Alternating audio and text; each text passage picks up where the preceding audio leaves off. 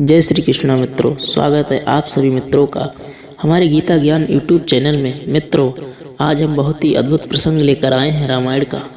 आइए जानते हैं वो कौन सा प्रसंग है जिस प्रसंग में आप जानेंगे। आज हम आपको बताएंगे माता सीता की एक ऐसी घटना के बारे में जिसमें माता सीता ने क्रोधित होकर के इन 5 पक्षियों को और जानवरों को श्राप दे दिया था, जो आज कलयुग में भी ये 5 भुगत रहे हैं। उस श्राप के लिए माता सीता ने क्यों दिया? गाय, कौआ, तुलसी, फल्गु नदी और ब्राह्मण के लिए श्राप, अर्थात क्यों माता सीता ने किया दशरथ जी का पिंडदान। जब भगवान श्री राम, माता सीता, लक्ष्मण जी वनवास काट रहे थे, श्री राम और लक्ष्मण के पिता राजा दशरथ की मृत्यु हो चुकी थी। उसी दौरान पितृपक्ष था और उन्हें पिंडदान करना था, जो किसी पवित्र नदी के किनारे जाकर होता है। इसलिए यह तीनों गया को फल्गु नदी के किनारे पहुँचे। कहते हैं कि जब श्री राम, लक्ष्मण अर्थात और देवी सीता गया के फल्गु नदी पहुँचे, तब भगवान श्री राम ने पंडित जी से पूजा की सामग्री के विषय में पूछा, जिसके पश्चात उन्होंने लक्ष्मण जी को पास के गांव में पूजा का सामान लेने के लिए भेज दिया था। लक्ष्मण जी चले गए और जब काफ़ी देर बाद लक्ष्मण जी नहीं लौटे, तो भगवान श्री राम ने खुद ही जाकर लक्ष्मण जी की खोज खबर लेने का निर्णय ले लिया। वहीं पर दूसरी ओर पंडित जी बार बार उन्हें शुभ मुहूर्त के निकलने की जाने के बारे में बता रहे थे। साथ ही उन्हें अपनी तैयारियां जल्दी पूरी करने के लिए कह रहे थे। इधर भगवान श्री राम तुरंत लक्ष्मण की खोज में निकल पड़े। मित्रों, जैसे जैसे समय बीत रहा था और सीता माँ की भी चिंता धीरे धीरे बढ़ रही थी, समय बीत रहा था, श्री राम तथा लक्ष्मण लौटे ही नहीं थे। इस बार माँ सीता ने यह निर्णय लिया कि उनके पास पूजा के लिए जो भी सामग्री उपलब्ध है वह उन्हीं से स्वयं पूजा करेगी।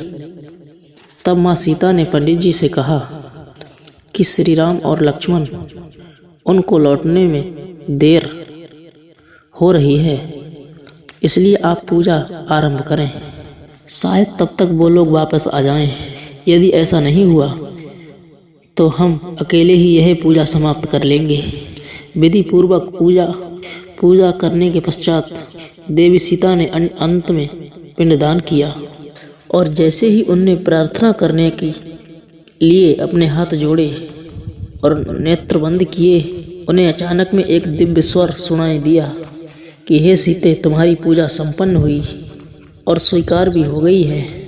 यह सुनकर देवी सीता के लिए बहुत ही बड़ी प्रसन्नता हुई और साथ ही उन्हें इस बात की शांति मिली कि उनकी पूजा सफल हुई और राजा दशरथ ने उसे स्वीकार कर लिया।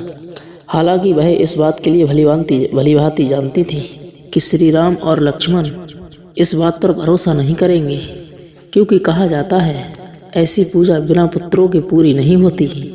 तब सीता जी ने फल्गु नदी, पूजा में इस्तेमाल होने वाली गाय, वट वृक्ष, कौए, तुलसी के पौधे उस पंडित से इस बात का साक्षी बनने के लिए कहा। उन सभी ने उनकी आज्ञा का पालन किया। श्री राम को लाख समझाने के बाद भी जब उन्होंने सीता जी की बात नहीं मानी, तब सीता जी ने सभी साक्षियों से अनुरोध किया, निवेदन किया कि वह श्री राम के लिए सच्चाई बताएं। किंतु श्री राम के क्रोध को देखकर किसी ने भी सत्य कहने की हिम्मत नहीं की। केवल वट वृक्ष ने भगवान श्री राम के लिए सारी बात बताई। इस बात से देवी सीता बहुत ही दुखी हुई और क्रोधित होकर उन सभी के लिए श्राप दे दिया।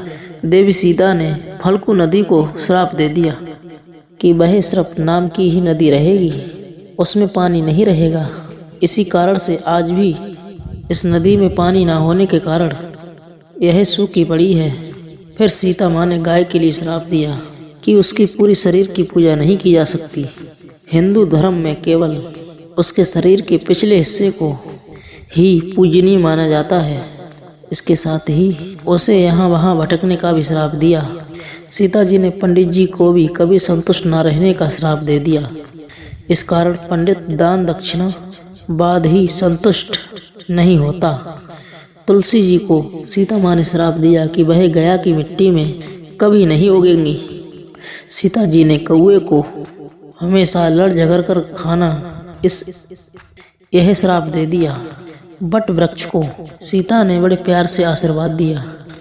किसी भी पिंडदान में इस वृक्ष की उपस्थिति जरूरी मानी जाएगी। साथ ही देवी ने बट वृक्ष के लिए लंबी आयु और दूसरों को छाहा करने का भी वरदान दे दिया। अर्थात ये भी कहा, पतिव्रता स्त्रियां इस वृक्ष की पूजा करके अपने पति की लंबी आयु की कामना कर सकती हैं। मित्रों, अगर आपको हमारी वीडियो ये पसंद आई हो तो हमारे चैनल के लिए लाइक करें, सब्सक्राइब करें, कमेंट करें, शेयर करें और यार दोस्तों में शेयर कर दें। जय श्री कृष्ण।